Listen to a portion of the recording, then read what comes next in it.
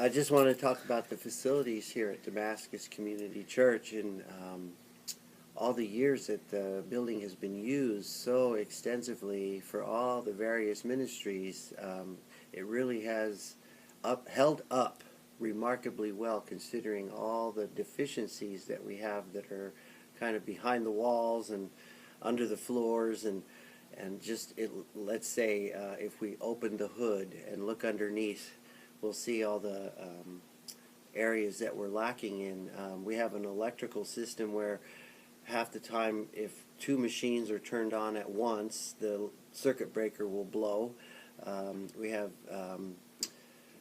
in our ground wires we have voltage. In our neutral wires there's voltage. The entire electrical system needs really to be revamped and restrung so the building is safe and adequately supplied. We have a water main that has been broken twice over the years, so that now in order to repair it without tearing up the parking lot, we've had to insert smaller pipe in the older, bigger, broken pipe. So now we're reduced from a 2-inch water main down to a 1-inch water main, which causes all these problems with the toilets, the sinks.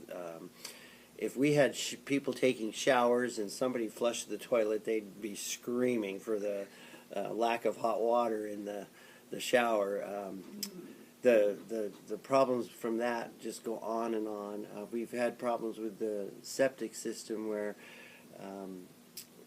the electrical system has caused the septic system to fail, which has caused the flooding and backups, and we've had problems where in the restrooms the toilets have overflowed so many times that we don't really want to know what's going on inside the walls and between the floor above and the ceiling below.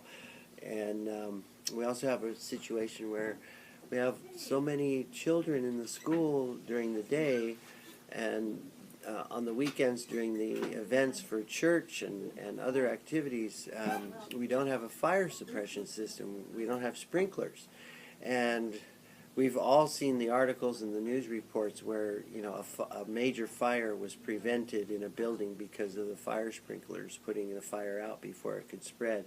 So that is an area that's lacking. And we have a heating and cooling system that is so piecemeal that it's almost impossible to maintain the same temperature between the hallway and the classrooms, or between the upstairs balcony and the downstairs main floor in the auditorium.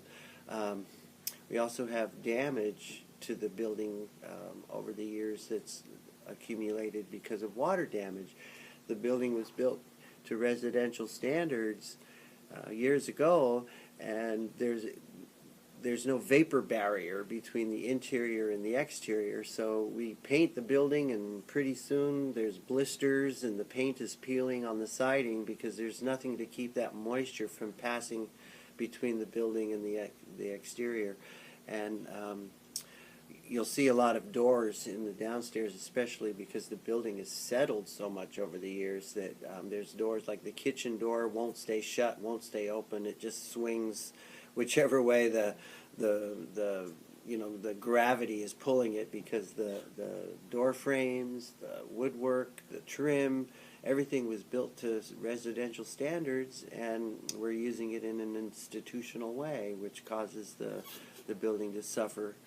And we also have, if you look out in the parking lot, or maybe you saw it when you came in, patches on the cracks in the parking lot because the ground around the building is slipping slightly and over the years, and so there's problems where the asphalt pavement and the concrete sidewalks are putting pressure on the walls.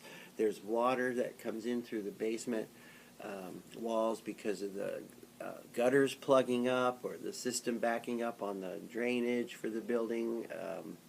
So it's just a never-ending challenge to keep the building operating and to keep the building comfortable for all the ministries that are going on here day in and day out, year-round.